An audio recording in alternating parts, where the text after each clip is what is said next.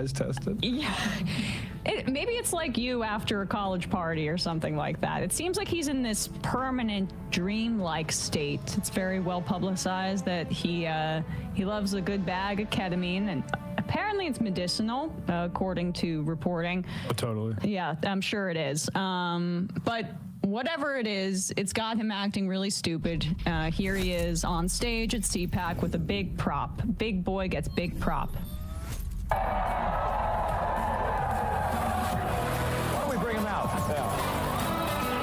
Oh yes, Javier Milei brings it out to him, right? The Argentinian president, who definitely has not had sex with his sister. Don't Google it.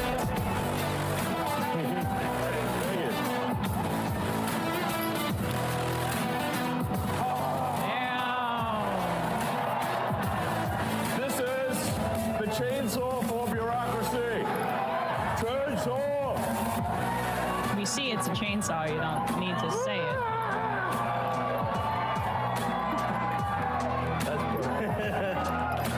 Bye, Javier. All right. I love it. Mr. President, thank you so much. All right. Thank you. Thank you, sir. Nice to meet you. All right, we got it. I don't care anymore. Okay, isn't Javier Milei in the midst of a crypto scam? Yeah, I'm looking for a good part of this CoffeeZilla video. Basically, some of the same pump and dumpers who helped Melania coin make a bunch of people a bag quickly before that died were behind this Milei thing too. So now they want to impeach him. It's a country that's had currency issues, and Milei said, oh, this is a good way to reinvest in the country and help us grow. And then a few hours later, he's like, actually, I have nothing to do with this. And I was tweeting that from my private account. Yep. And I mean, this was from 2 months ago, but it's now before Javier Milei drastically cut spending, which is the model that Elon Musk is trying to replicate here in the United States. Argentina still had a very impoverished population. The poverty rate was around 41.7% in the second half of 2023. He implements his austerity measures, a double-digit increase. 53% of Argentina's 45 million people are living in poverty, a 2-decade high after what he has implemented. And this is the vision that Elon Musk has for our federal government. Gutting the administrative state, more increasingly incorporating crypto into our federal financial systems and artificial intelligence. And I mean, this is like lunatic anarcho-capitalism craziness. And so it's not a mistake that he's out there on stage with that guy really feeling himself. But maybe he had some stuff to say, you know, articulately in this interview. What should we go with here first, Bradley? Can we just see what he says when he sits down? This is the first foray, and then we can. Oh, great! So it starts immediately. Yes, this is the beginning right here as they sit down.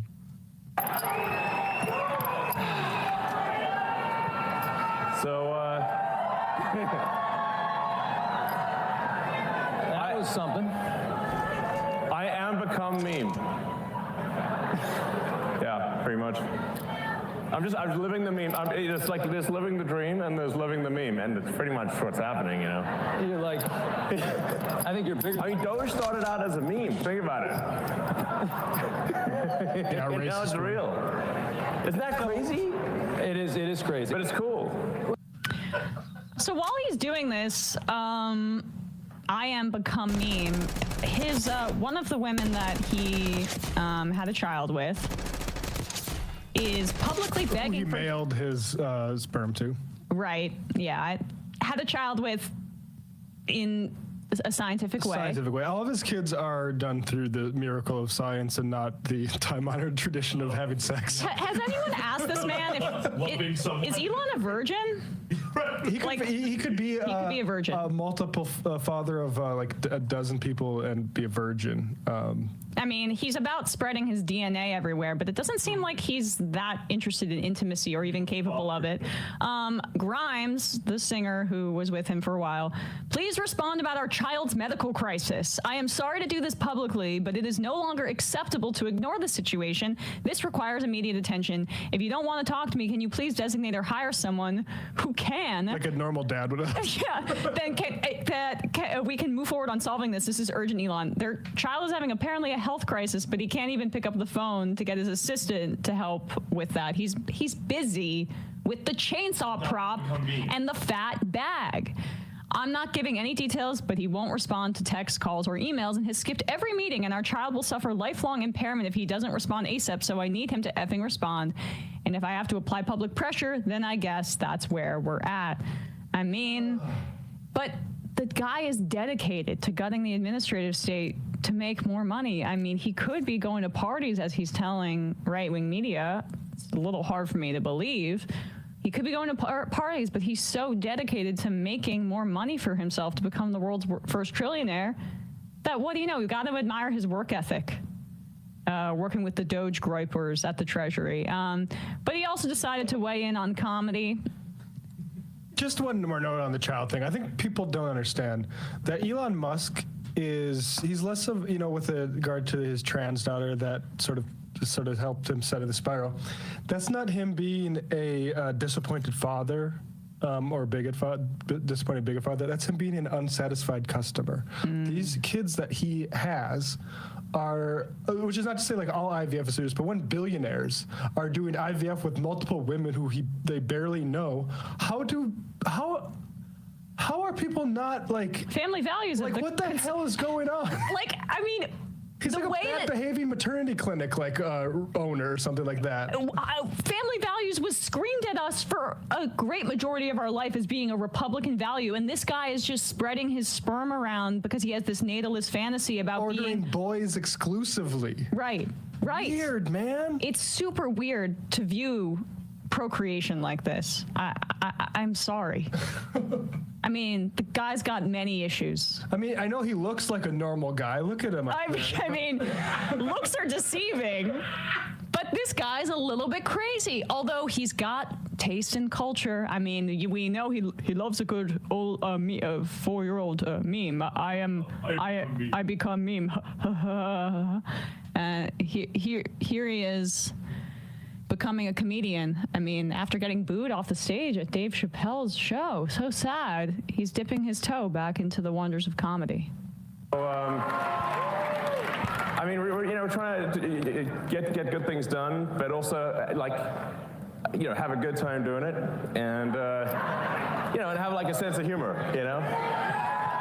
So, I mean, the left wanted to make comedy illegal, Like, you can't make fun of anything. So there's like, comedy sucks. God. It's like, nothing's funny. You can't make fun of anything. It's like, legalize comedy. Yeah. Honestly, the left just wants to make unfunny comedy illegal. If something's not funny, it shouldn't be called comedy. Thank you. Legalize comedy. And we've shifted the entire culture in just the last few months. The whole. I love this suit trying to wrangle this guy in. What's Tony Hinchcliffe? I love that all these comedians have to be nice to this guy. Like up to Dave Chappelle, apparently. I mean, can we get that one more time of him saying, I've never seen somebody so clearly geeked up. And we just watched Milo videos. Yeah. I mean, also wearing sunglasses in those exchanges. And, and have like a sense of humor, So funny. I mean, the left wanted to make comedy illegal, Like, you can't make fun of anything. So it's like, comedy sucks. It's like, nothing's funny. You can't make fun of anything. It's like, legalize comedy. It's like, Yeah. Honestly, the left just wants to make unfunny comedy illegal. If something's not funny, it shouldn't be called comedy. Thank you. Legalize comedy. It's like, legalize comedy. It's like, legalize comedy. It's like, legalize comedy. It's like, Legalize comedy. This represents We've me. shifted the entire culture.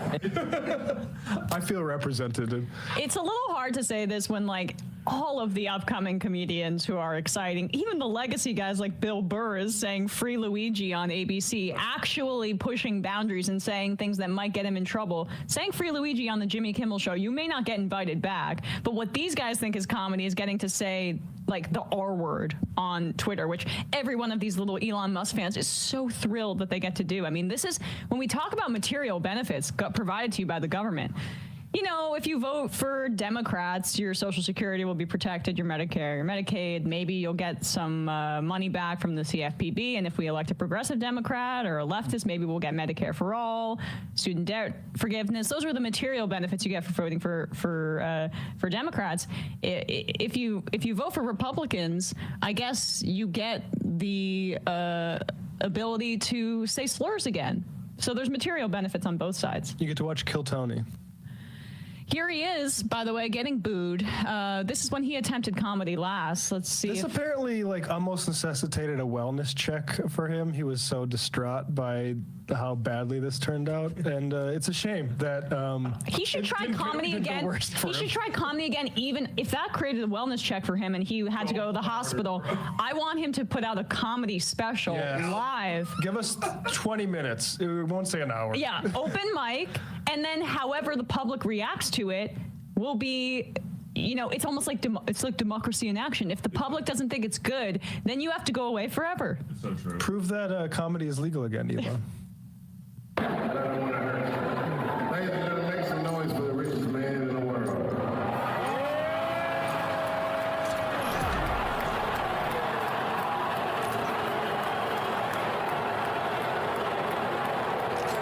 It's resounding.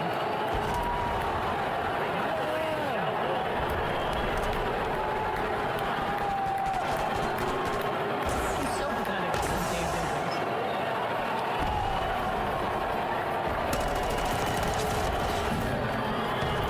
Cheers and booze, I say.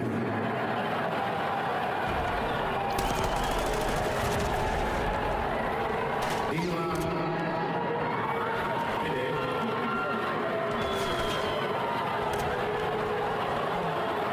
God, it's still going.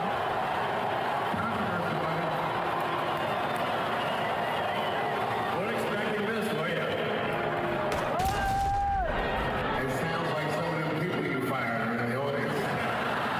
This was after the Twitter layoffs, which is what he's trying to do right now with the federal workforce. Funny joke, Dave.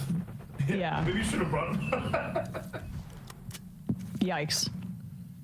Anonymous. Musk sounds a lot like Ann Coulter. She also thinks she's funny, and she is not. Dave from regular Estonia. Just tuning in. Sorry, I missed the show. Why did you have George Carlin on? Thought I just heard him. Get your ears checked, Lilo, I think. Draw Nathan says, legalize comedy. Let me show my chicken dick on Saturday Night Live. Desert Lefty. Elon wants to have a baseball team all to himself. They can even go pro since he's planning on bringing back segregated leagues. Jerry at the beach. Really hard to believe that isn't Tim Heidecker. CPG. Elon's a more pathetic Kendall Roy, and that says a lot. Yes, 100%. Kendall's more competent. By the way, do you want to just watch a little section from this CoffeeZilla video on the Malay Bitcoin I do. thing? Here's just a little section. I mean, this CoffeeZilla sort of had the inside track on this, including talking to one of the main culprits, getting him to admit some stuff. But this is just a little section he did on Malay's involvement. Will disproportionately benefit insiders who know the timing. And what about Javier Milei? Can't forget about him. The president of Argentina is currently facing charges of fraud from the opposition party and threats of impeachment. Today, Milei finally addressed the Libra token and said the following. I broadcasted it, I didn't recommend it, I didn't promote it. The reality is if you go to the casino and lose money, what is the claim? It is about 5,000 people. And surely the chance that they are Argentinians is very remote. Well,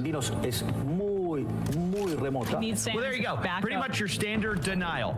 I didn't do it, and if I did, they deserved it. And if they didn't deserve it, well, they weren't Argentinian anyways. One thing I will be clear about, though, is that all of the insiders I've spoken to... So there you go. I can't wait for America to become just like that place. And again, like, you look at this guy and it's like, yeah, What did you expect? Right. What do we expect from these people empowering these psychos? And again, like the phrase is anarcho-capitalists. Like these are Malays on the anarcho side of things. Yeah. And Musk on the capitalist side of things. Like this is the type of idiocy. It cannot produce anything but this. Yeah, there's no value for it. You know, when you ask somebody who's a crypto bug, what the value is for crypto outside of just speculation, they will say that it's rare, or like that certain tokens are rare. I'm like, that's not value. What are you talking about? That's just restating what you already said was your premise, which is that this is to get people rich and to speculate. Yeah. There's no value. It's actually a drain because the amount of power that's needed to produce is like extremely harmful to the environment. It's like auctioneering almost. It's literally like hunting for gold. Yeah. Even like Topps Chrome, the cards. It's like when they make a Grant Hill rookie card back in the 90s, they weren't like to say that's creating value. No, Grant Hill and his performance is what that value is tied to. You've commodified attention toward that player. Right. Like that's all you've done. Congratulations with like, but even that's a limited run card as opposed to crypto, which I guess is technically. And at least it has an assignation towards something or someone with value, in the sense of like it represents Grant Hill's play. Well, be careful because like Scottie Pippen's doing crypto stuff now too. So like, I guess maybe that is potentially the assignation too now. Is like maybe crypto can have now the celebritizing effect of that's why Creative Arts agency got all their celebrities to drop a meme coin 2 years ago. Oh, okay. Interesting. Well, there you have it, folks. That was Elon's appearance at CPAC. He did a good job. He did a great job. Jody from Chicago, did you guys see Pritzker's State of State speech? It was pretty badass. When he told the story of the Illinois Nazis, I cried, not gonna lie. I did see clips of it. You know, I'm trying to rein myself in from like talking about 2028 and potential candidates. I think Pritzker's a very strong candidate. But I'm wary of promoting him without knowing what his national platform is. He's done a very good job in Illinois, and that speech was quite good. But I'm not gonna, I want to wait and see a little bit more. I'm gonna basically kind of put AOC as my placeholder because her politics, what we know, are the best of the potential really front runners in 2028. Pritzker, I'm optimistic about, but remains to be seen. His speech was good though, and he's doing a good job actually going at Trump. Yeah, I think keep it up is the advice to any politicians doing good stuff right now. Khazar, also Greg Khazar, new leader of the Congressional Progressive Caucus, because Jayapal did the right thing that party leaders should do after a loss and resign. Or she implemented term limits. Yeah, I mean, great. Yeah. But Khazar's out there going after a death, I believe, of an electrician who was contracted for Musk's properties. Oh yeah, yes. This is exactly because this hits everything. Yep. Here, Khazar should introduce a bill with this man's name. I'm not joking. Like the Lake and Riley thing. He went on our side. Khazar writes, an electrician's death cannot be ignored simply because the CEO he was working for is Elon Musk. I'm demanding the release of the results of the investigation into the death of Victor Joe Gomez Sr., who was electrocuted by working at Elon's Gigafactory in my district. Can we click on that link? I want to see a little bit more about this story. Okay, Tesla death cited by U.S. Regulators over workers' death. Reuters reports federal regulators have cited Tesla for violating workplace safety rules in connection with the electrocution of a worker last summer at its Austin, Texas auto manufacturing plant. By the way, Khazar represents the Austin area.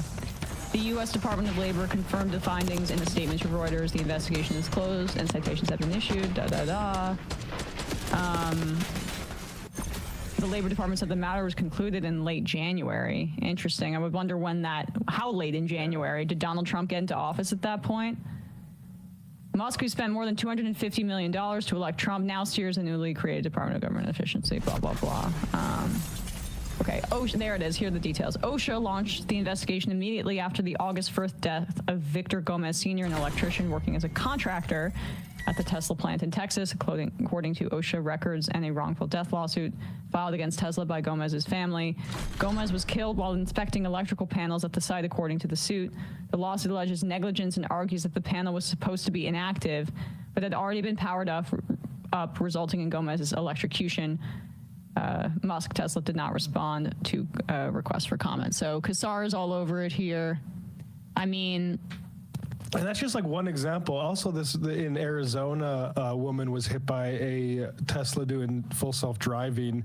That was investigation under National Highway Transportation Safety Agency, I believe, NHTSA. We of course it's been emphasized, but that is such a huge part of this. Like the whole thing Elon said, well, if there's conflicts of interest, I'll excuse myself. Everything he does has a conflict. Yeah. He's also like the valuation of his companies has increased by billions since Trump won. I mean, that's a big part of it too. He's trying to make that permanent. Because that's a signal to investors. Oh, this guy's got the inside track. Exactly. Hey, folks, don't forget to hit the subscribe button and check out our daily show. We do it every day at 12 p.m. Eastern for about 2.5 hours. We even take phone calls. We're beginning to see some pushback and some protests here. This is just amazing footage out of Georgia. Representative Rich McCormick held a town hall in his district yesterday. It's Georgia's seventh congressional district. It's a safe Trump district. He won it by double digits. McCormick won over 60% of the vote.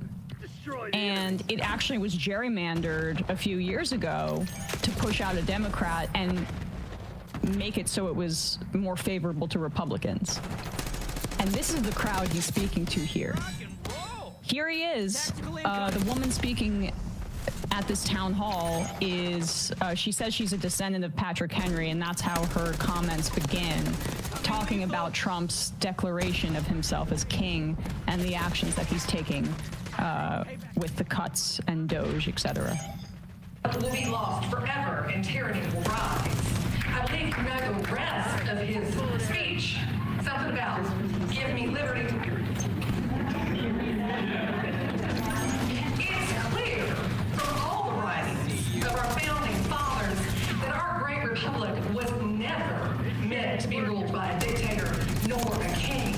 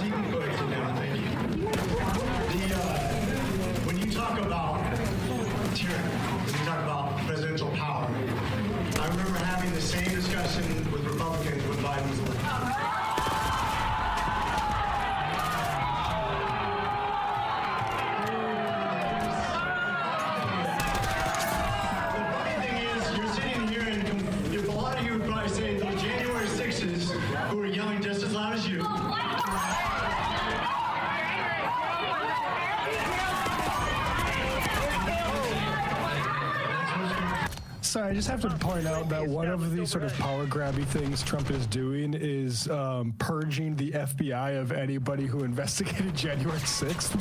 Yeah. It's the false equivalence. It does not ring true here. And also to say that in Georgia, where even if people are voting for Trump there, they remember that Georgia was the subject of Trump's most egregious, arguably, that in Arizona, 2020 lies, including the phone call that he made trying to lean on elected Republicans that those same constituents elected to find a couple tens of thousands of votes to put him over the edge to defeat Joe Biden. So that bringing up January 6th there to a Georgia crowd, I don't know about that, and he did not get the reaction he wanted. Let's listen to a little bit more, and then there's another part about Social Security, which is incredible.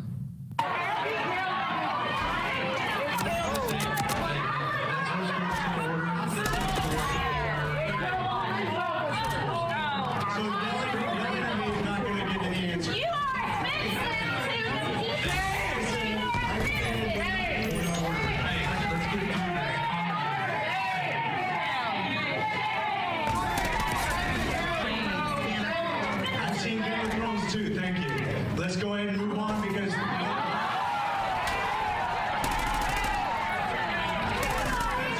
we'll not discuss it, right? Do you want to get it? All right, that's good. Stop. So they chanted shame at him, and then he tried to move on, and they didn't let him.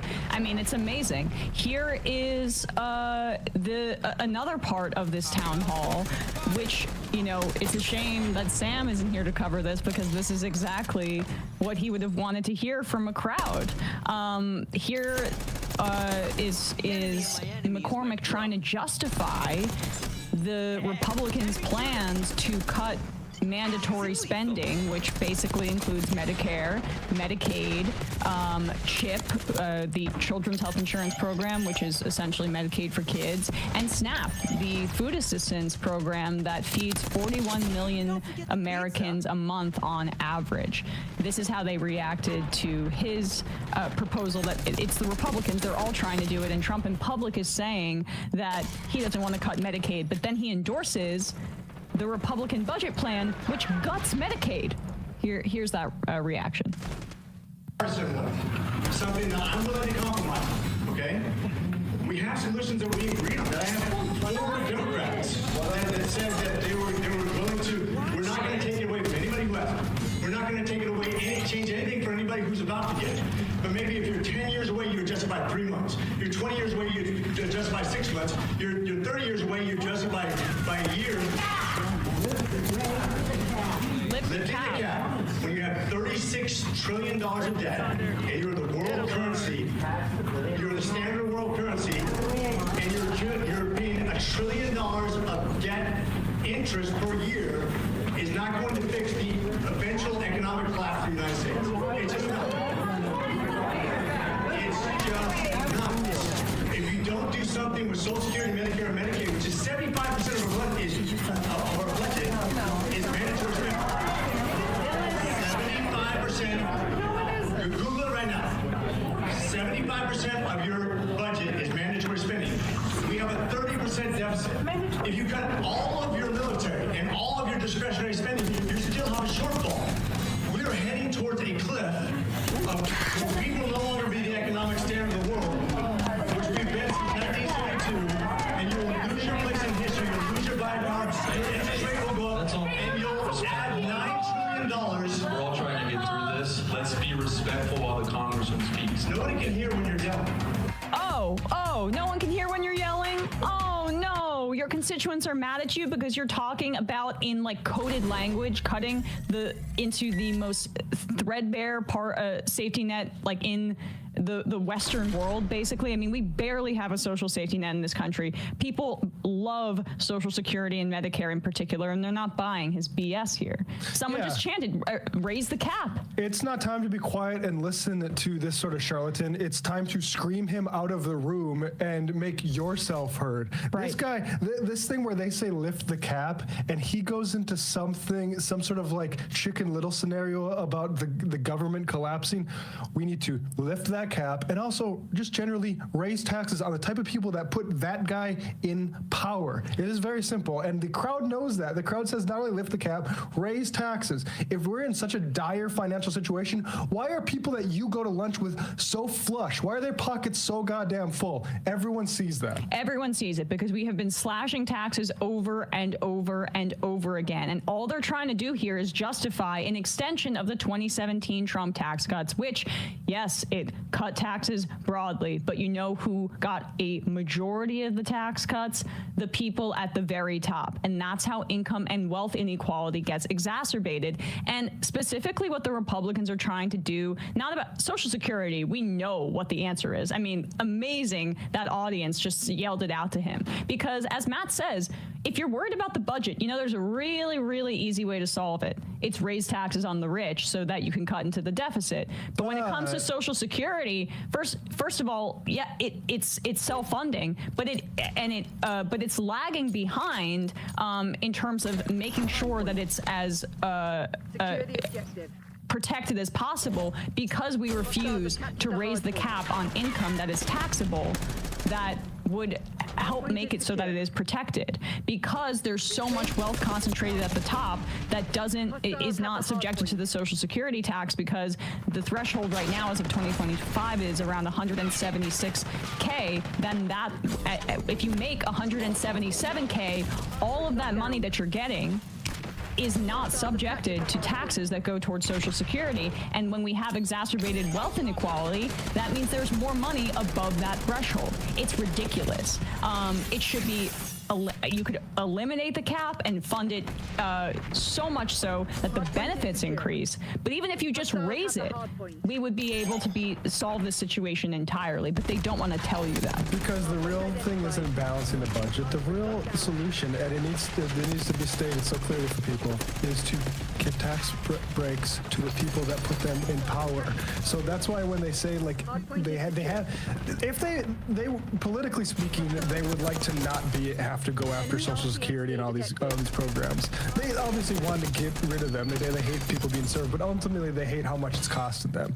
And like, if there was as much waste in the government as they said they would, they wouldn't be needing to even look at these programs. But they will, because ultimately all they care about is more money at the end of the day for their rich donors. And they also don't like the fact that Social Security, when you start to be eligible for it as a senior when you're 65, it may keep you out of the workforce, and they don't have the ability to continue having an expanded pool of desperate people who have to work, although there are still many people above that retirement age who still have to work. He's also not correct about the percentage of what's mandatory spending. It's not 70%, it's closer to 61%.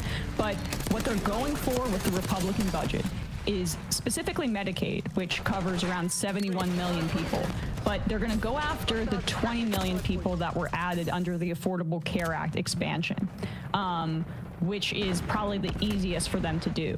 And Medicaid is for people who are of lower income in our country, people who have disabilities. That's the folks that they want to target. And those will be the folks on the front lines, because they're afraid of that third rail of Social Security and Medicare, even though they will try to cut that too.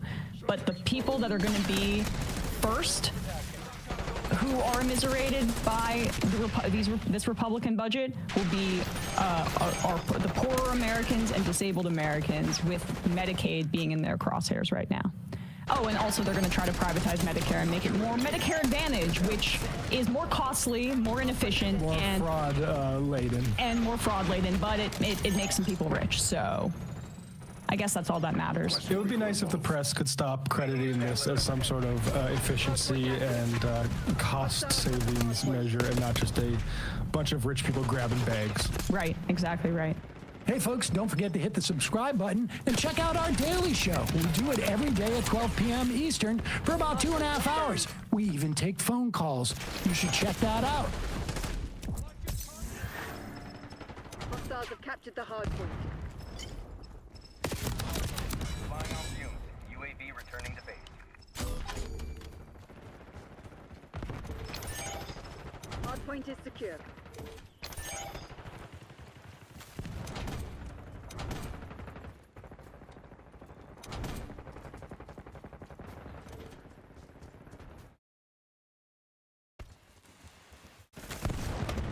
Hardpoint located.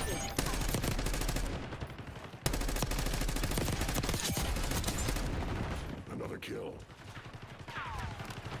Hostiles have the hardpoint. Hardpoint is active.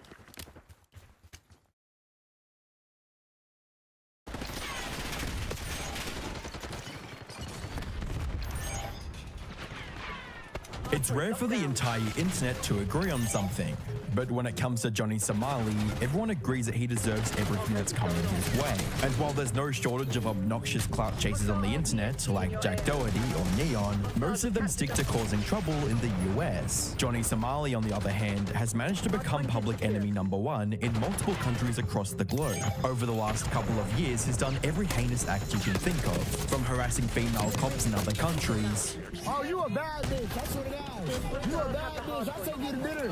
I swear to God, I'll change your life. I'll change your life, baby. And chasing cupcakes. Hey, Mr. Gerald, please come. Age ain't nothing but a number. You need an older man with some money. That's what you need. I really groom her. I really groom you. I swear to God. To disrespecting a statue dedicated to victims of in World War II. And much, much more. Fortunately, karma has finally caught up with him, and there's nothing he can do to escape the consequences of his actions this time. Hi, I'm the Internet Anarchist. I create weekly YouTube documentaries, and today we'll be going over the deserved and long overdue downfall of Johnny Somali. Now, for most other creators, a downfall means getting cancelled online, losing their viewers, and fading into irrelevance. But as you'll see by the end of this video, Johnny Somali's fate is a whole lot worse. However, to fully understand how he ended up here, we first need to start from the very beginning. Unfortunately, discussing his past is harder than it needs to be. Information surrounding Johnny Somali's origin is all over the place, and it doesn't help that he's one of the most insincere creators out there, willing to make up lies without a second thought.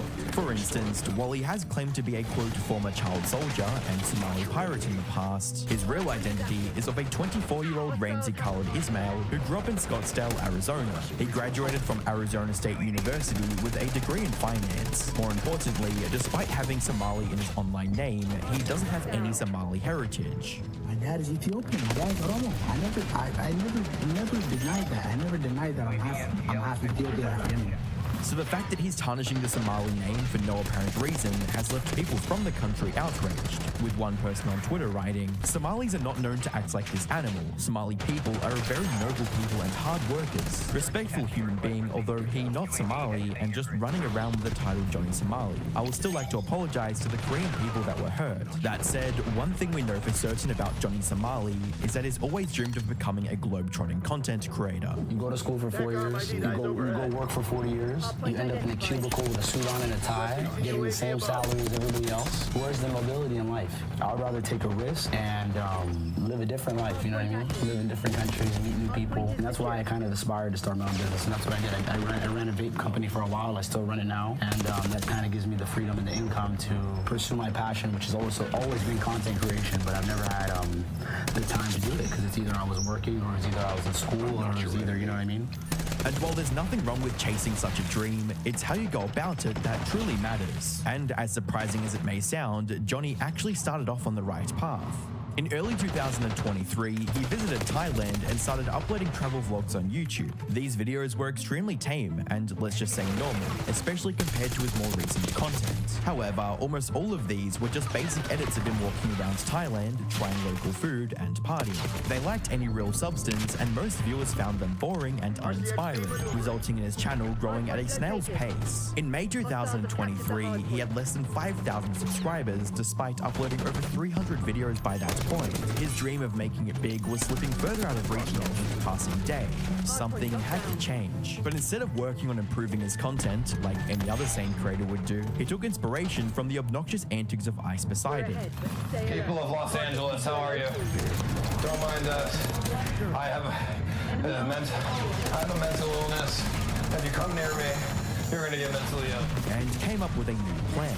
A decision that would ultimately lead to him becoming the target of a nationwide manhunt. It all started with him leaving Thailand and flying to Japan to do IRL streaming on Kick. And the shift in his content style was clear from the moment he turned on his camera. On his very first day in the country, he got on a train and started harassing the person sitting next to him. You know Hiroshima, Nagasaki. You know why you do this? Identified. Pearl Harbor. And when he didn't get the reaction he was looking for, he became even more annoying and started shouting at the top of his lungs. Hiroshima, Nagasaki. Hiroshima, Nagasaki. You know why we do to you? Taco. Authorize the care Hiroshima, package drop. Nagasaki. We destroy it.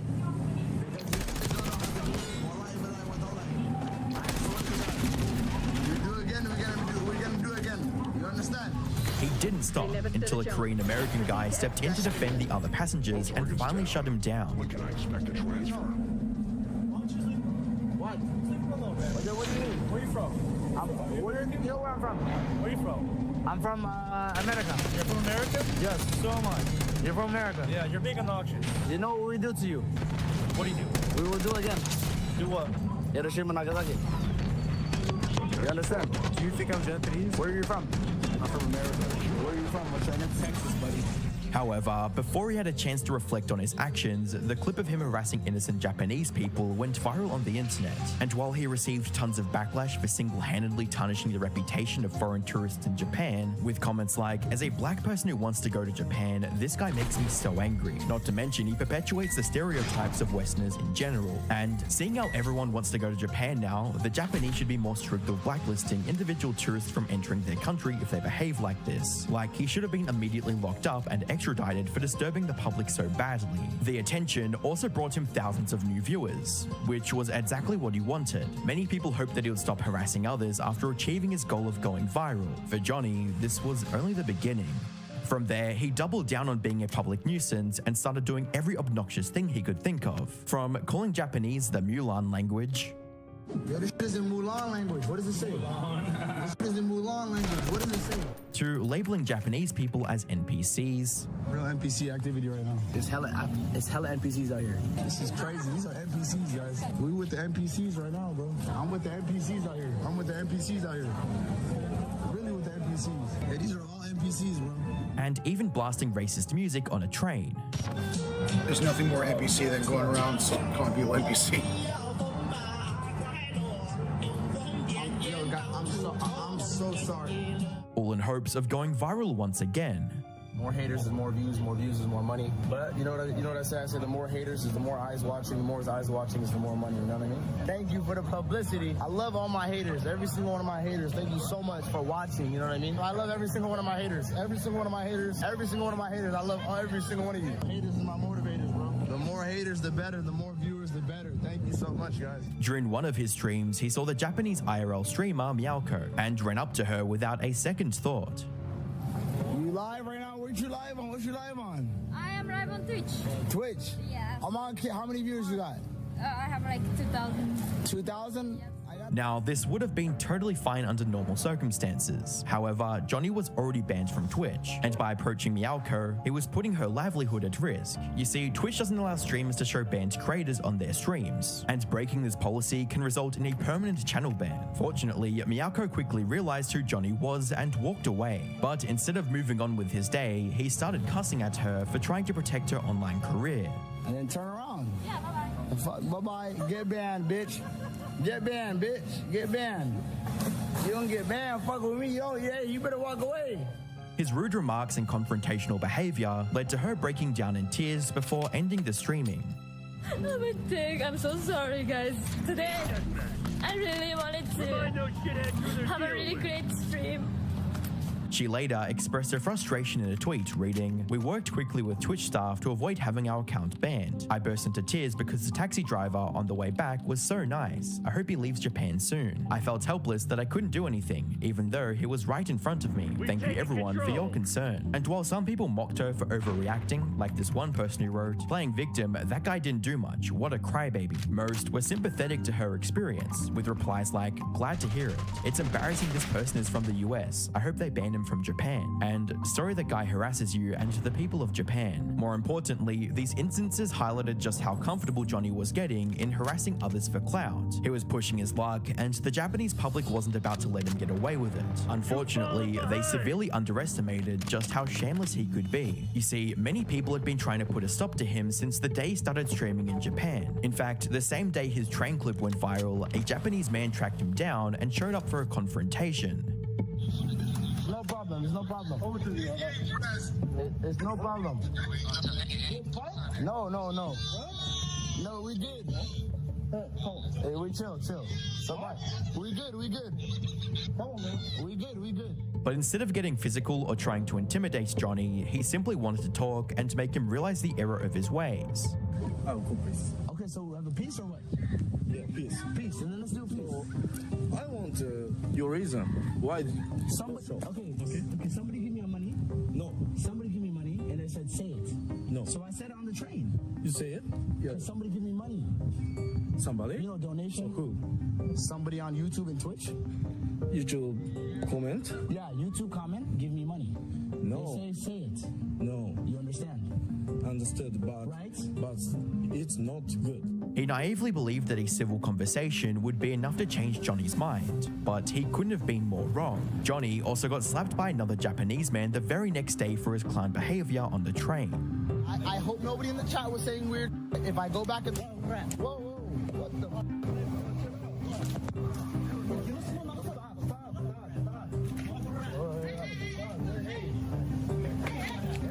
But even that didn't faze him in the slightest. After seeing his refusal to back down, several popular Japanese YouTubers band together and pressed Johnny Somali about his deplorable actions. I never did this to any other IRLs too. What you did is something that is disrespectful for the whole Japanese community, and that's why Japan is really, really mad. Don't tell me you are going to drop an atomic bomb on Japan. Okay? The Japanese don't think you are good. They also made him apologize. Apologize to the Japanese. Come on. Say. Okay, no. Say. No, just say it. Gomenasai, Japan. Gomenasai. I'm sorry. We've all got those habits that just stick, whether it's grabbing a drink to fit in at a party or reaching for something just because your hands feel empty. For moments like that, Fume, the sponsor of today's video, is a game changer. Apology was clearly fake. Scan the QR code on screen and start your better habits journey today. With that being said, let's get back into They said, say it. No. So I said it on the train. Down in tears before ending Alco, he was putting her livelihood at risk. You see, Twitch doesn't allow streamers to show banned creators on their streams, and breaking this policy can result in a permanent channel ban. Fortunately, Miyako quickly realized who Johnny was and walked away. But instead of moving on with his day, he started cussing at her for trying to protect her online career. And then turn around. Yeah, bye-bye. Bye-bye. Get banned, bitch. Get banned, bitch. Get banned. You don't get banned, fuck with me. Oh, yeah, you better walk away. His rude remarks and confrontational behavior led to her breaking down in tears before ending the streaming. I'm so sorry, guys. Today, I really wanted to have a really great stream. She later expressed her frustration in a tweet, reading, "We worked quickly with Twitch staff to avoid having our account banned. I burst into tears because the taxi driver on the way back was so nice. I hope he leaves Japan soon. I felt helpless that I couldn't do anything, even though he was right in front of me. Thank you everyone for your concern." And while some people mocked her for overreacting, like this one person who wrote, "Playing victim, that guy didn't do much, what a crybaby," most were sympathetic to her experience, with replies like, "Glad to hear it. It's embarrassing this person is from the US. I hope they ban him from Japan," and "Sorry that guy harasses you and to the people of Japan." More importantly, these instances highlighted just how comfortable Johnny was getting in harassing others for clout. He was pushing his luck, and the Japanese public wasn't about to let him get away with it. Unfortunately, they severely underestimated just how shameless he could be. You see, many people had been trying to put a stop to him since the day he started streaming in Japan. In fact, the same day his train clip went viral, a Japanese man tracked him down and showed up for a confrontation. No problem. There's no problem. Over to the It's no problem. No. No, we good. Hey, we chill. Somebody. We good. Come on, man. We good. But instead of getting physical or trying to intimidate Johnny, he simply wanted to talk and to make him realize the error of his ways. Oh, cool, peace. Okay, so we have a peace or what? Yeah, peace. Peace, and then let's do peace. I want your reason. Why? Somebody, okay, somebody give me your money. No. Somebody give me money, and they said, say it. No. So I said it on the train. You say it? Yeah. Somebody give me money. Somebody? You know, donation. Oh, cool. Somebody on YouTube and Twitch. YouTube comment? Yeah, YouTube comment, give me money. No. They say it. No. You understand? Understood, but it's not good. He naively believed that a civil conversation would be enough to change Johnny's mind, but he couldn't have been more wrong. Johnny also got slapped by another Japanese man the very next day for his clown behavior on the train. I hope nobody in the chat was saying weird. If I go back and whoa, what the?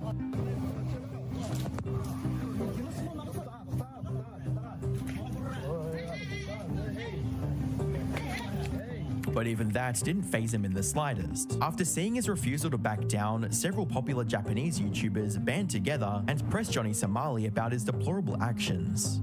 I never did this to any other IRL streamer. So what you did is something that is disrespectful for the whole Japanese community, and that's why Japan is really murder mad. Don't tell me you are going to drop an atomic bomb on Japan. Okay? The Japanese don't think you are good. They also made him apologize. Apologize to the Japanese. Come on. Hey. Okay, no. Say it. Just say it. Gomenasai, Japan. Gomenasai.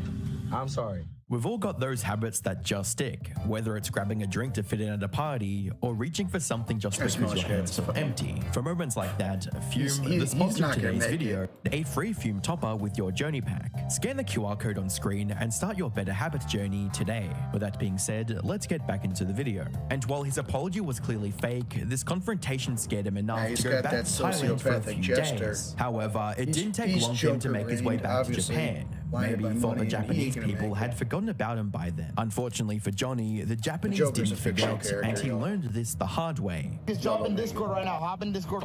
Oh, whoa, what the? All you have to say is stop.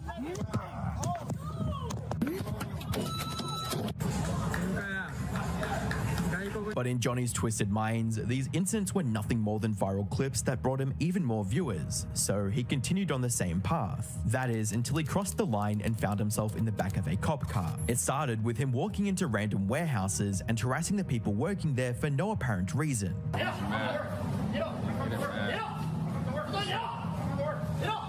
Mad, bro. He's getting activated, dogs. Later the same day, he went into a restaurant, but instead of peacefully eating his meal, he kept blasting siren noises from his phone.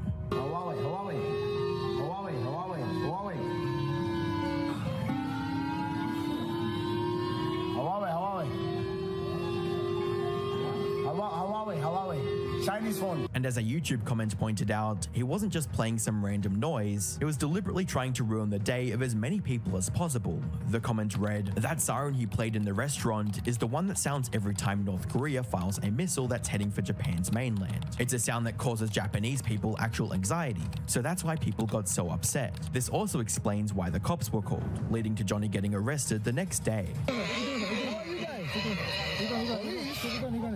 Police, what the fuck are you fucking laughing at me? What the fuck is this? なんて言ってます？了解です。あ、で、OK。OK、かけるよ。はい。あ、いや、かけません。全部差しません。He was charged with obstruction of business, which he tried to defend by claiming that the noise came out of his phone automatically, but the judge didn't buy any of it. Johnny's luck had finally run out. He was given a 200,000 yen fine, which is about $1,400. More importantly, he was also deported from Japan and is now banned from ever entering the country again. Now, you'd think that getting deported and banned from a country would serve as a wake-up call for Johnny. However, from Johnny's perspective, he just got away with harassing an entire country for what's essentially a slap on the wrist. So he tried his luck once again in early 2024, this time in Israel. There, he continued being a public menace. However, the internet as a whole was tired of his shenanigans at this point. He wasn't getting the same level of attention he had in Japan, so he decided to up the ante by attacking the religion of the country. He went to the Western Wall in Jerusalem, which is a holy site for Jewish people, and started disrespecting it by placing images of the streamer Aiden Ross and the convicted PDF file Jeffrey Epstein. Aiden, this is you, nigga. Aiden Ross. Give Somali a deal. Talk to Eddie for me, nigga. Epstein, you'll always be one of us. We love you. You're our king Jew. You're one of us. It doesn't matter what you did, nigga. You're still Jewish. You're still one of us. We love you. Unsurprisingly, authorities at the site quickly arrested him and later banned him from entering the city again. This stunt also got him banned from Kick. Johnny, however, quickly moved on to Rumble and continued with the PDF file theme by hitting on underage girls. I'm too young for you, I guess. How old are you? 16. It's legal here in Israel. Going as far as singing about age just being a number and declaring that he would happily blank a young girl. To prison. Take me to jail. Police, come. Age ain't nothing but a number. You need an older man with some money. That's what you need. I really groom her. I really groom you. I swear to God. And as if that wasn't bad enough, he then directed his degenerate gaze towards female police officers and stated openly threatening to essay them in public. Don't touch me. I'll slap that ass. I'll grab it too. Donald Trump told me grab it by the pussy. I'll grab that too. Stop playing with me. I don't give a f. The cops were already occupied and didn't give him much attention, which only gave him the confidence to harass another female officer a few days later. Oh, you a bad. I swear to God. You a bad. I'll take you to dinner. I swear to God. I'll change your life. I'll change your life, baby. Baby, I'll change your life. I promise you. You a bad. This time, however, he wasn't lucky enough to escape the consequences. Not long after his remarks, two male officers approached and arrested him on the spot. All the while, he kept screaming that he was American, as if that somehow made it okay for him to be a total degenerate.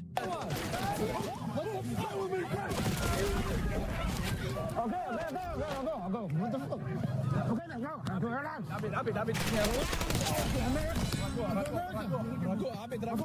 I'm in the sidewalk. I'm in America. What are you doing? And while he was released from custody minutes after his arrest, the Israeli locals were quick to enact their own justice on him and his cameraman. Ow, stop. Hey, don't touch me, man. Hey. Oh, fuck.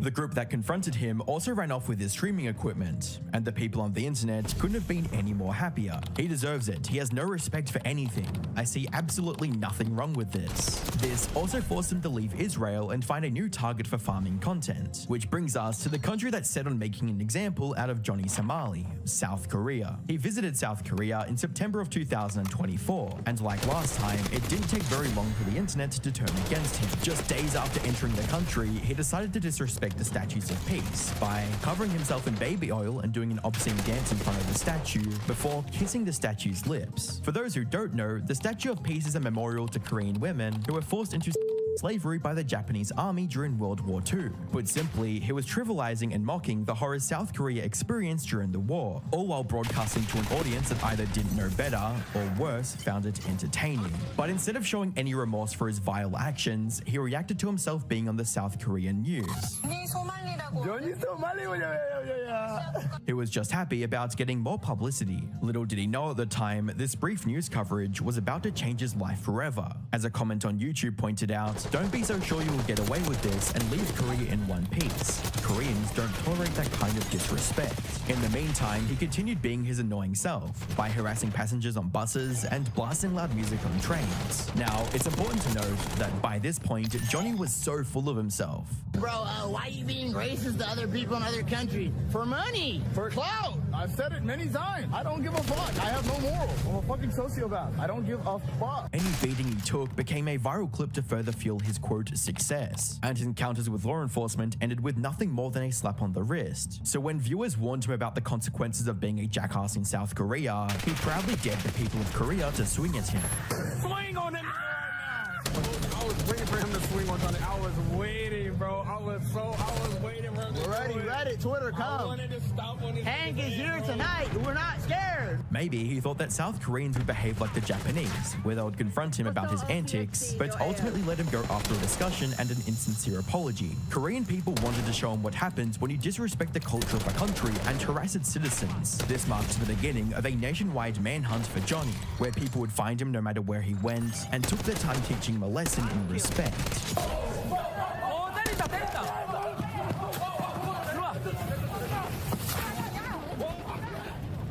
Wow. Finding and pressing Johnny Somali became a national sport for young Koreans, with one Korean person writing, "It's too bad I left Seoul just a few weeks before he arrived. He was right in my neighborhood, and I would have loved to, quote, meet him." Now, due to the extremely violent nature of most of these encounters, I can't show them here, but it got to a point where he was being put in his place by different people multiple times a day, leaving his face bruised and swollen. One South Korean YouTuber even offered a 1 million won bounty, about $770, for information on his location. He had nowhere left to hide, but even this wasn't the end of his troubles. In November of 2024, Johnny shared a video of him kissing his supposed Korean girlfriend. Look, me and my Korean girlfriend. Look, you see?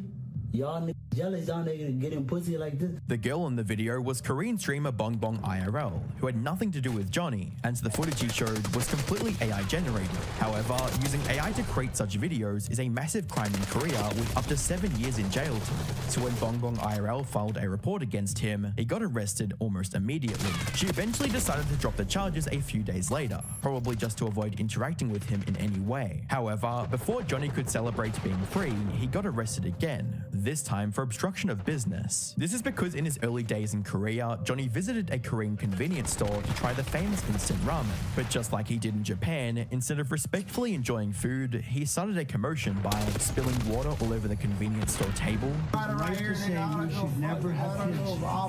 throwing noodles at other customers,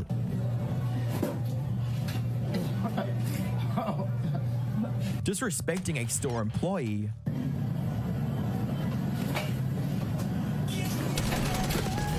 and just being a flat-out jackass. The store didn't pursue him legally at the time, but seeing him get arrested for the AI-generated video gave them the perfect opportunity to file a report. Which brings us to the present, and Johnny isn't doing too well. He's since been charged with multiple other crimes, including another case of obstruction of business for when he harassed passengers on a bus. If you guys don't know, in case you guys haven't been to Korea, buses tend to run on time. And if you are in any way delaying the timeliness of a bus, that is huge. The Korean government has also taken his filming equipment and passport, leaving him unable to leave the country. And without his filming equipment, he has no way of making more money either. Now, we don't have any confirmation yet, but according to some sources, Johnny could face up to 29 years in prison. He's currently awaiting trial for the 7th of March 2025. And while he likely won't get the full 29 years, the Korean prosecutors will likely throw the book at him to set an example for other disrespectful content creators like him. And most people on the internet are hoping for the same, with one such comment reading, "Most respectful Americans would like to see him sent to jail for his disrespectful behavior. Letting him off will only encourage further inappropriate actions. Consequences need to be enacted and enforced." Looking back, he had plenty of chances to turn things around, but he thought he was untouchable. In the end, he dug his own grave, and now there's no way out of it. Even if by some miracle he gets deported without jail time, his reputation is in the gutter, and is banned from all major platforms. At this point, a comeback as a content creator seems almost impossible. And that's for the better.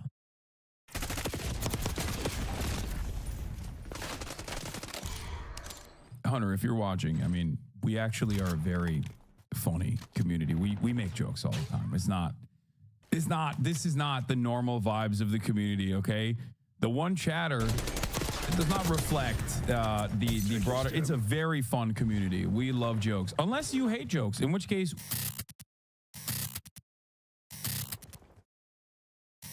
first and foremost, at the top of the docket, we're going to be talking about Hunter Schafer. Hunter Schafer is amazing. I love her. She is my queen.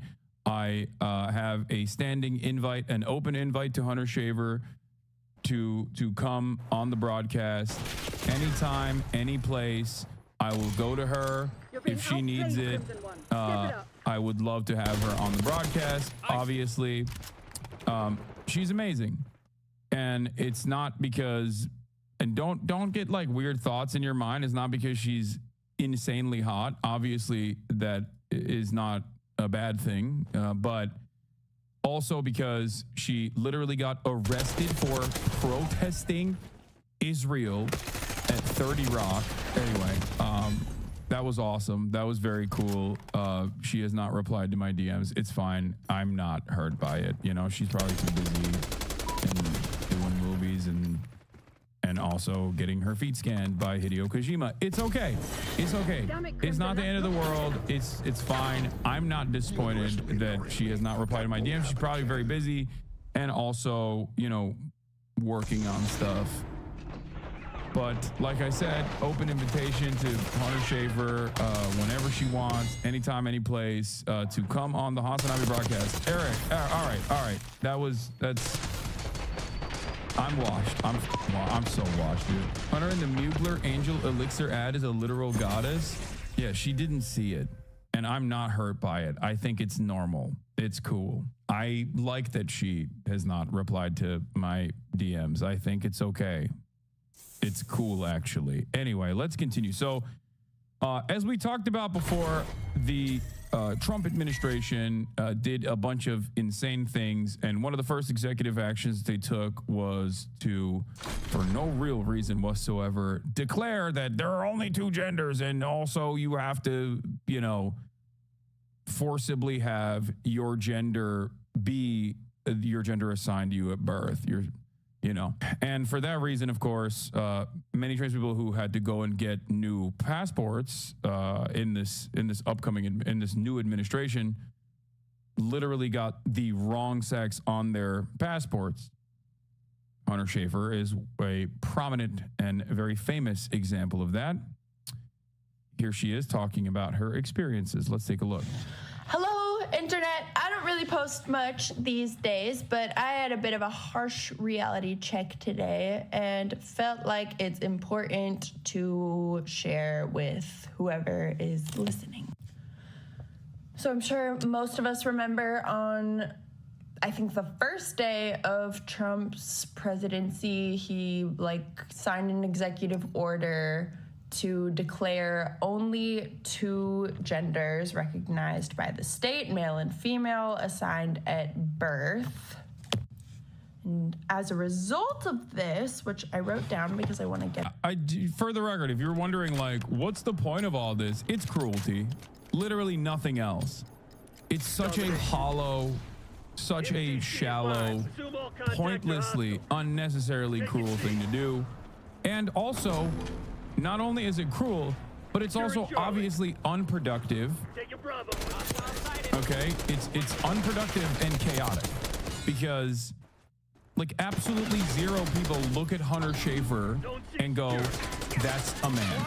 Okay, no one does that because gender, at the end of the day, no matter how much Republicans or dumbasses online claim is directly associated with your sex, it's biology. It is a social construct. It is what you wear. It is how you present yourself. It is how you carry yourself. And of course, for that reason, we don't, do penis checks or checks before we have normal interactions with other people in the real world. We just assume, okay, this person is a woman. Okay, gender is performative. It is a performance. But this misunderstanding has caused many people to behave in ridiculous ways. And of course, passing is not the end all be all. For those of you who say, oh, well, it's you're just only talking about people who pass or whatever. It's just that it is a very good entry point into the conversation for many people. Okay, for the average transphobic person, it's a really solid entry point into the conversation. Okay, because it bricks their brain in the opposite direction. When you show them someone like Hunter Schafer, and then you're like, you have to call this person a man now. They go, what are you saying? That doesn't make any sense. That is why I talk about it from this perspective. It's an entry point. It doesn't, not the end all be all before people, go crazy over it. Anyway, let's take a look. The Bureau of Consular Affairs has frozen passport applications requesting a gender marker change or renewals or new applications with a gender marker differing from an applicant's gender assigned at birth. So my initial reaction to this, because our president,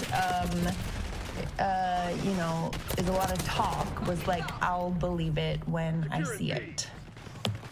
And today, I saw it on my new passport. Like, this is such a fucking insane thing to do, okay? What absolute insanity. Hunter Schafer's from New Jersey, and she still hasn't been on the broadcast. We have touched the same soil, Hunter. Okay? What? I mean, what more? What more has to happen here? Okay? That's what it says on my passport too. You know, mine says New Jersey, USA as well. Okay? I'm just saying. That's what it says on mine as well. Hello? It's like we align a lot on many issues, and I think it would be great and very productive if you came on the broadcast. That's all I'm saying, okay? That's all this is. That's all I'm saying, okay? Lamau, did you just cover this as a way to publicly beg her to come on stream? No, that's just me making jokes, chatter. The reason why I'm talking about this is because I've already talked about this at the beginning when the executive order came in. But obviously, when a famous celebrity is experiencing, what a beloved famous celebrity is also experiencing the same issues that the average trans chatters in my community are experiencing, don't you think that it's really good to hyper focus on it so that, you know, more people are aware of it? Anyway, Hunter, if you're watching, I mean, we actually are a very funny community. We make jokes all the time. This is not the normal vibes of the community, okay? The one chatter does not reflect the broader. It's a very fun community. We love jokes, unless you hate jokes, in which case we f***ing hate jokes. We've never joked ever before. We've never even thought about joking. But otherwise, you know, very, very fun ha-has are to be had here. So anyway, let's continue. Male. So now to specify, my gender markers were first changed in my teens when I first got my driver's license, and then passports following. All have been female since then. Hasn't really been a problem. However, last year when I was filming in Barcelona, our car got broken into and my bag got stolen, and inside of that was my passport, like, you know, up until my 30s. And so I got an emergency passport, which was very simple at the time. It's basically just a copy of my old passport, but temporary and only supposed to be used within the year. So as soon as I got back to the States, I had to get this fixed and get it replaced with a real proper passport, which I went to. I'm confused. While perverse enough, I thought the executive order simply said that there were two genders, not that someone who was once one sex and has become another cannot stay that gender. Yeah, of course. Look, anytime someone says anything about gender in the opposite direction as the wokes, they just mean like they want to shit on trans people, okay? Just like when people talk about fairness in sports, they don't actually care about fairness in women's sports, okay? They just don't want trans people to exist, and this is a permissible way to say, fuck trans people. That's it. I've tried to explain this to people over and over again. Some people might genuinely think this conversation is actually about fairness in sports. Like, they might have actually been lost in the sauce. There are plenty of people like that. Okay, plenty of people think, on the one hand, trans people are unfairly discriminated against, and secondly, they should be nowhere near any athletic endeavor, okay? That is real. That's a real person. That is the average American person, the median position, okay?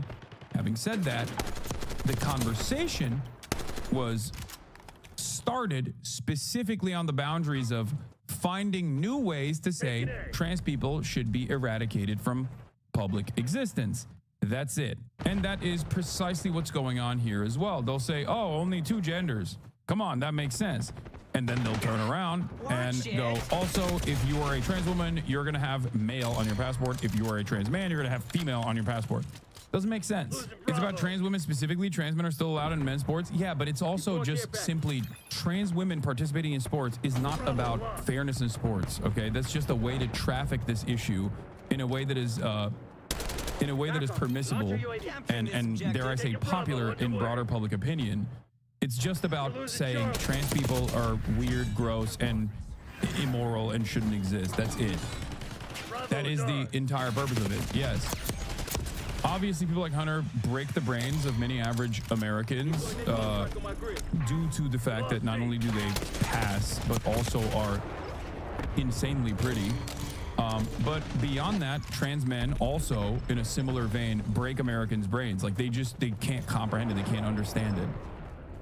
It's still, like I said, an entry point into the conversation for many people who are just like oblivious to how these things work. Okay. Anyway, but ultimately, all of the legislation or executive actions that push for this kind of thing are not actually done on the real boundaries that they're talking about. It's not about like making sure that everybody only has like 1 or 2, making sure that everybody's either a male or a female. Like that's not it. It's just being transphobic and trying to legislate away trans people. That's all it is. Anyway, let's get the Federal Passport Agency today in LA and did. I've had to do this one time before.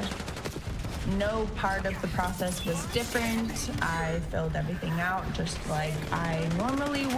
I put female, and when it was picked up today and I opened it up, they had changed the marker to male.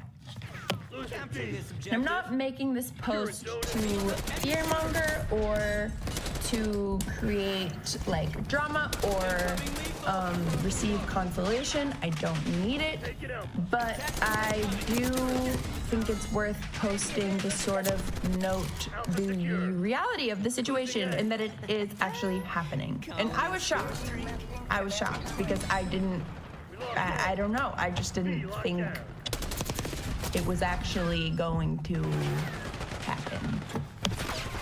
And like I want to acknowledge my privilege, like not only as a like famous or like celebrity trans woman who is white and thin and also. Yes, she is trans. She's a trans woman. She's a very famous trans actress.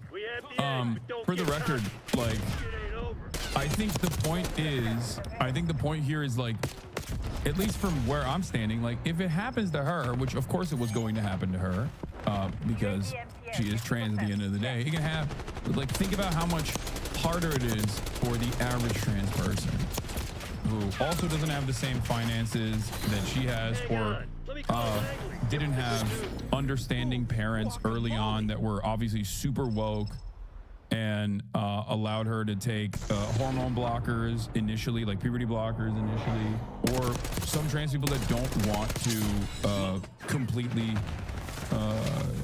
pass. Like there's a variety of different factors here at play, okay?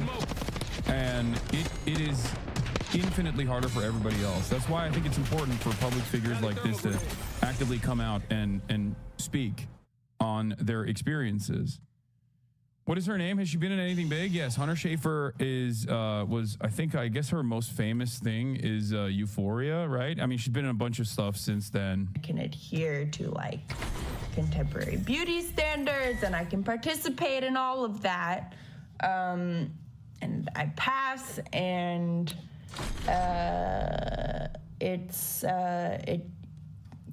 still happened. I never had my birth certificate changed. So this has led me to believe that I think the agencies who are in charge of passports and this sort of thing are now required to cross-reference birth certificates, or I don't know exactly what, or what changed as far as the processing goes, but yes, they put an M on her passport. It's unnecessarily complicated. It makes things unnecessarily complicated. You know what I mean? It's just, there is literally no reason to do this. There are, like, whenever I think about any sort of government decision, the good is supposed to outweigh the bad, right? Yes, I believe Chelsea Manning is at the Luigi trial. I just take photos. The good is supposed to outweigh the bad. Like, that's how it's supposed to work, because any matter of rules and restrictions and regulations actually end up restricting to a certain degree people's freedoms, but it's appropriate and understandable when it is for the greater good. That is at the heart of how we legislate. That is at the heart of why we make certain decisions.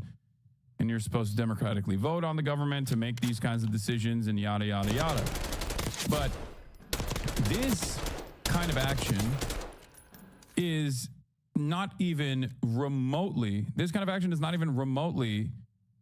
good. Like, what are the benefits? What are the benefits other than if you're a transphobic person, you're like, hell yeah, we're owning them. Hell yeah, we're dominating them. You know what I mean? I guess that's it. That's the only thing that comes out of it.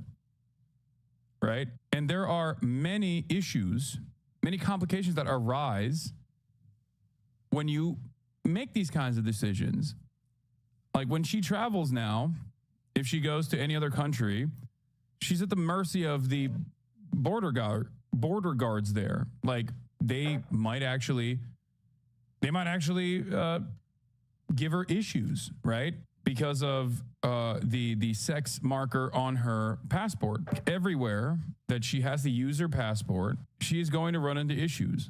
this is the first time, excuse me, this has happened to me since we're coming up on a decade now or something. And I do believe it is a direct result of... Personally, I've just never found gender, trans, queer discourse is interesting. Yeah, okay. I mean, that's fine. But there are plenty of people in here that do care about it. Also, you're talking about, like, colonialism and stuff. Here, I'll give you one example. Palestine skate game, okay? Countries that were not victim to Western colonialism oftentimes have very different attitudes about gender, or countries that are removed from, or countries that are far away from Western influence, unironically have very different attitudes about gender and queerness in general. That in and of itself, I think, should probably explain to you that, like, our current understanding of gender, like being a rigid binary, unironically is reinforced in perpetuity by Western colonialists. Let people live is my argument always, okay? Like, if you want to think about it from the perspective of, like, colonial domination, yes, the rigid binary, the rigid binary that is enforced upon people is a remnant of old, antiquated, Western supremacist colonial actions. Administration our country is currently operating under. And I guess I'm just sort of scared of the way this stuff, like, slowly gets implemented. I'm not even just talking about, like, indigenous people either. I'm talking straight up, like, look at Thailand, okay? Thailand's a great example. Look at Iran, okay? And there are plenty of issues in terms of sexuality in Iran, and even in terms of gender in Iran as well. But, like, every country has their own set of problems, but ultimately, their existence, the concept of even, like, third gender, for example, in places like India, okay, I think should help you realize that gender as an expression is very different elsewhere. It's been different throughout time, and that our modern attitudes have nothing to do with the reality, or nothing to do with biology in general. As an AFAB, MB therapist that works with only trans clients, there's so much I can say, but one thing I feel is extra important is to mention that transphobia harms everyone. Exactly. That is something that I stress regularly. A prime example being that a female athlete from the Olympics was harassed. Sorry, I'm blanking on her name. For many reasons, we should all care about this. Exactly. Transphobia. Trans people are a tiny sliver of the population. Oftentimes, it's considered to be like the fanciful Western luxury that is created of trans people, right? Like people look at it and go, oh, this is just like white Western queers. Like they're rich. They're labor aristocrats. They're living in the heart of empire. They got no issues. So they're just like trying to bring up new issues. Like that is the broadest way that people look at trans people in a negative fashion. Okay. And what's interesting about it is that, one, that's not the case for cultures throughout time and even cultures that exist right now. So obviously it's unironically transphobia in and of itself, and the restrictions upon expressions of gender and expressions of sexuality that are old relics of Western empire for the most part. But beyond that, considering that trans people are a tiny margin of the population overall, consistently hyper-focusing on them and trying to dominate them in this way unironically ends up harming cis people, because there's just simply a lot more cis people than there are trans people. And because gender in and of itself is simply an expression, and that no one really fits the rigid binaries that people claim it exists out there, then cis women that are athletic get owned in the marketplace of ideas. People just assume that they're trans. Look at all the TERFs in England. None of them pass. They're all cis women. Not a single one of them passes. Much to consider here. Yeah. And it's interesting because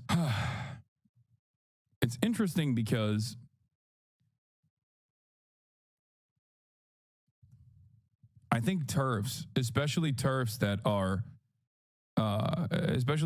that don't fit this rigid standard that they claim exists out there, and that it's like completely biological, assume that if there was a full-blown eradication of transness, that like people would never suspect them of being trans potentially. It has nothing to do with someone's actual gender expression and everything to do with like dominating people. This is why I always say it's not being trans that is a mental illness. It is transphobia that is a mental illness, because the starting point is inherently mistaking something that is a social construct with biology, and then, you know, leading down this like very weird path where, because gender is so closely associated with your identity, you end up seeing trans people in the shadows, basically.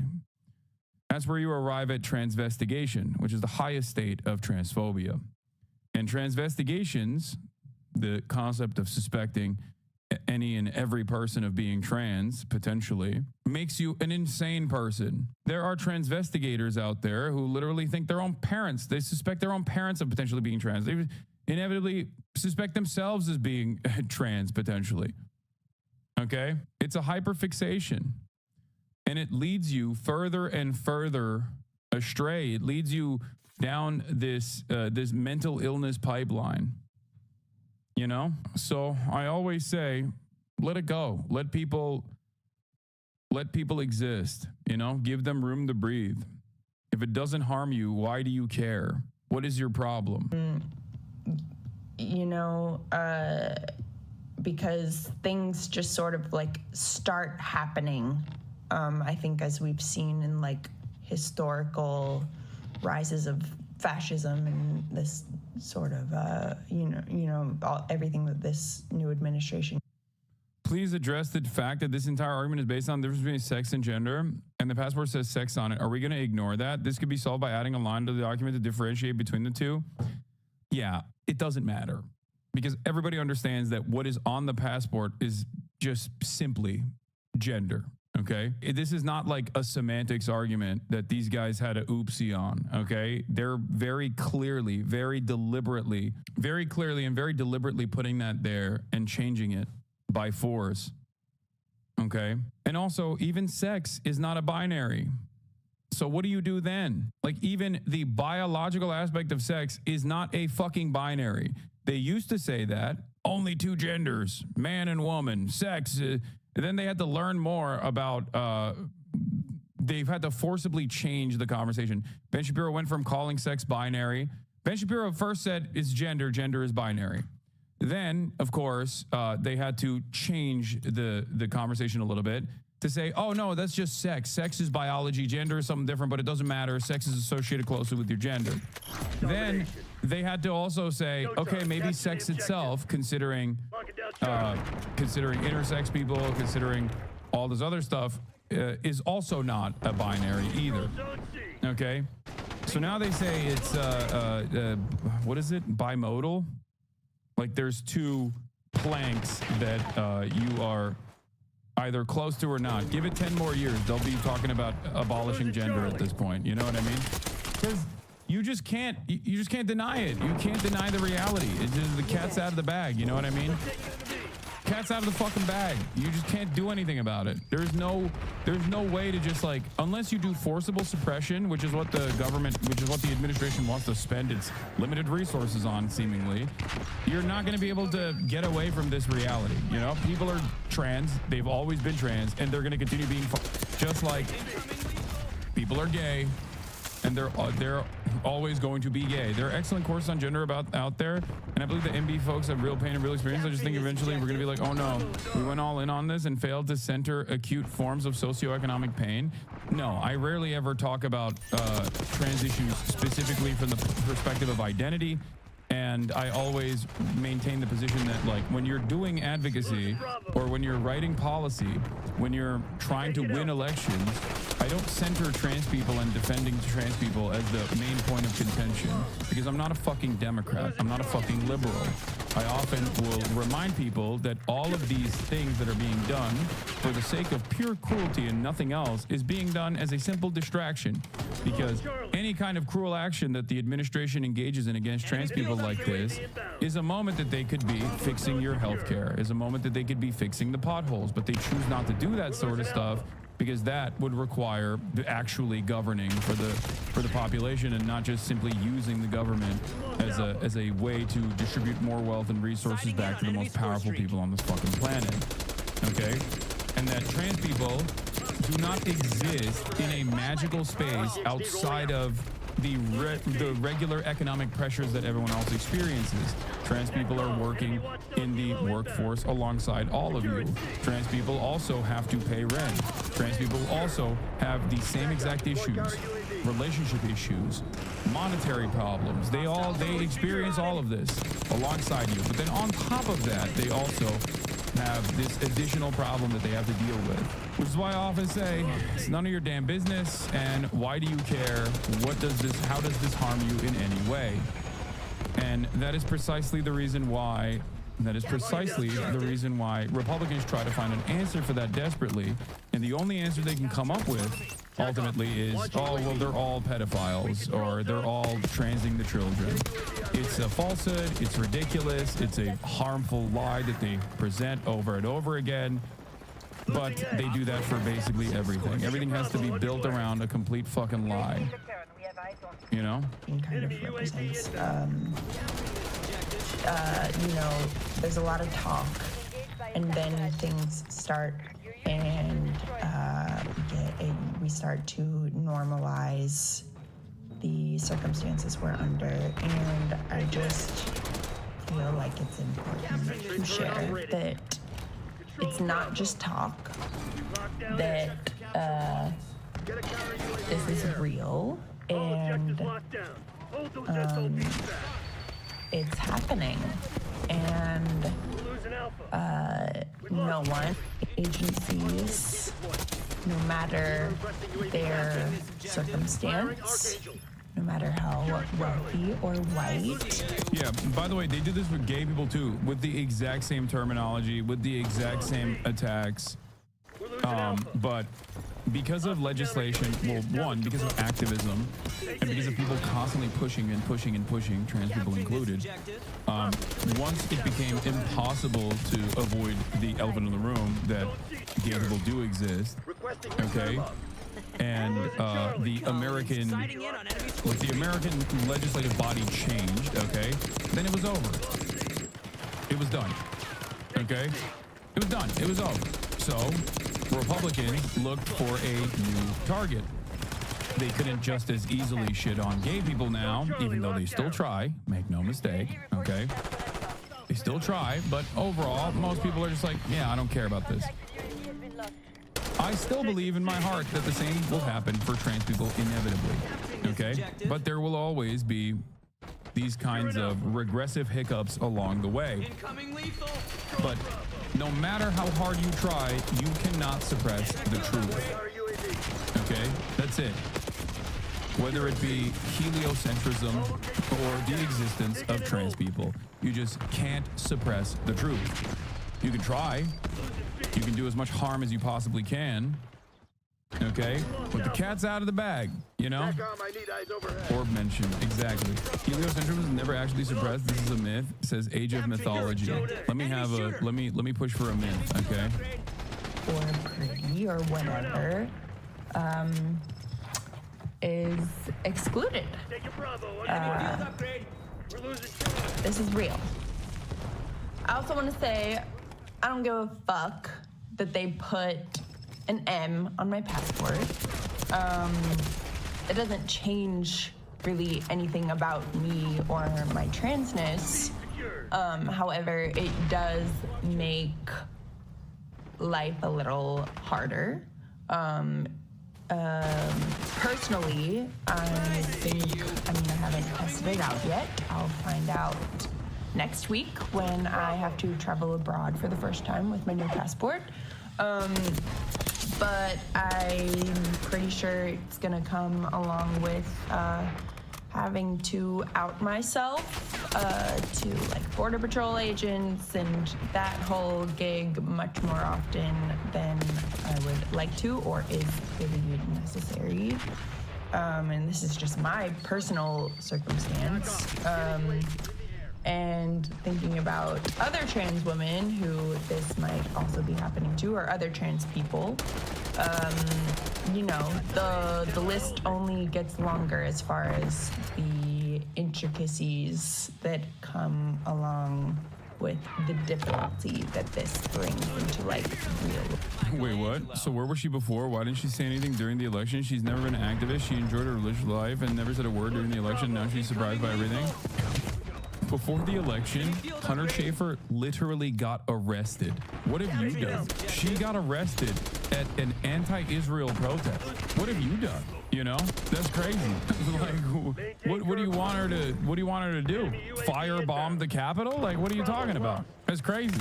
This, in and of itself, despite her rich status, is already putting her in harm's way further. Like herself, she's putting herself in a heated political battle that revolves around her identity. Like, what do you mean? What are you talking about? This right here is already action. Like, shit. This is getting very long, but I just want to say, trans people are beautiful. We are never going to stop existing. I'm never going to stop being trans. Yeah, but being quiet and unaware about trans issues in a trans woman still doesn't make sense. She's cool. Why do you think she's quiet and unaware about trans issues? So it's cool she got arrested for protesting genocide, but there's a weird blind spot. What are you talking about? Why is this the assumption that she is quiet and oblivious to trans issues? What is happening? I can't tell if this is like other trans people getting mad at Hunter Schafer, or if it's just like random woke cis people that are like, she didn't do enough. She didn't vote for Kamala, so now she deserves it. I'm going to misgender her now. Like, what is happening? Galaxy ending woke of the day. Liberals are so crazy. They'd be putting trans people in concentration camps, and on the way, liberals would be like, well, you deserve it because you didn't vote for Kamala Harris. Like, what the hell? Y'all are crazy, man. Trans people being held to a higher standard of activism than chatters hold themselves. Yeah. A letter and a passport can't change that, and fuck this administration. And I don't really have an answer on what to do about this, but I feel it was important to share. This is real. What are they talking about? She helped with the anti-trans bathroom bill in North Carolina turned over. That was back in 2007 too. She's been an advocate. Yeah, but also back then, she did it selfishly. You understand? That there's always something you can say. There's always something you can say, oh, it wasn't enough. Or of course she's gonna push for that because it was popular, even if it wasn't, right? You know what I mean? It doesn't matter. None of it matters. At a certain point, you have to understand that people are just talking shit because they want to talk shit. Okay? They are just trying to moralize it. They're just trying to add something else to the conversation so they can talk shit from a morally righteous position. That's all this is. Also here, another perfect example of like transphobia that is supposed to be protecting women, cis women, not protecting cis women. Here are Tucson cops trying to arrest someone for being in the women's restroom, had to argue for 5 minutes. They came in here in the girls' restroom because I'm a girl and they didn't think I was a girl. So they try to come take me away because I'm a girl. Hashtag stud life is awesome. Hashtag stud life is a fucking amazing. Hashtag stud life. Oh my God. You hate men in the women's bathroom, so you transvestigate biological, in air quotes, women, call the cops on them, and check note, invite 2 men to the bathroom men don't belong in to harass the women you claim you want to protect. Okay? Yeah. This is from like 2020. It doesn't matter. It happens all the time, by the way. It's a perfect representation. You got crazy, psychotic, transphobic cis women suspecting like a cis black lesbian woman of being a trans woman, okay? And then calling whole ass dudes into the women's restroom in full cop gear. Do you not understand how it works? This is one of the most foreseeable negative consequences of this kind of unrestricted transphobia. For every trans person that you successfully capture, okay, and successfully harm, you're getting like 100 fucking cis people in the process. Yes, I know how it works. I'm trans. Let the people know, though. Okay. Well, I don't know. How am I supposed to know if you're trans or not? What do you mean? You're an anonymous account, chatter. You have to understand. Like, my assumption isn't that every single person that is correcting the record is doing so as a trans person. Anyway, it doesn't even matter. Okay. Even though there are a lot of you, a lot of your kind in this goddamn community. Too much. Anyway, where was I?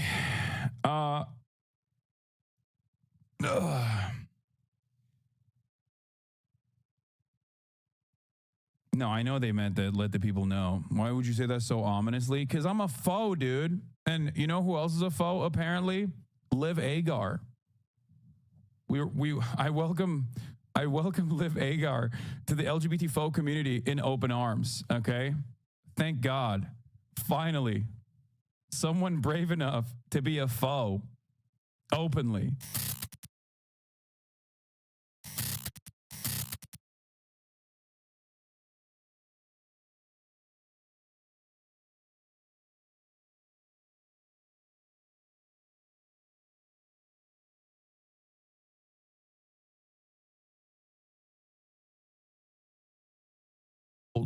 Okay, fixing education, any number of different things that are infinitely more helpful for regular Americans, okay? The greatest example of this is Elon Musk claiming that the Consumer Financial Protection Bureau, the CFPB, needed to be dismantled. It had a $1 billion budget. It's true, it did. They had only used $250 million of the $1 billion budget so far. Elon said, we're going to cut this. Okay, we're going to cut this regulatory body that was an absolute necessity that was put in place after the financial crisis of 2008. Okay, Elon Musk said, we're taking this away. We're taking this regulatory agency away from the American public. That agency with a $1 billion budget, only using $200 million so far, was able to claw back $21 billion of ill-gotten gains through fraud and abuse from corporations that were fucking over the American consumers and deliver it back to the American consumers. So for $1 billion, they returned to the American consumers $21 billion. Okay? Directly. It's not even the IRS at this point. Directly back into your pockets. Now, Elon Musk, on the other hand, claims that, oh, well, there's still $700 million in the tank. Let's just give it. Let's just give it to the American people directly. Okay, you get $3 in return. The fuck are you talking about? What's the better, what serves a better purpose? Billions of dollars of stolen revenue returned back to the consumers for the meager price of $250 million?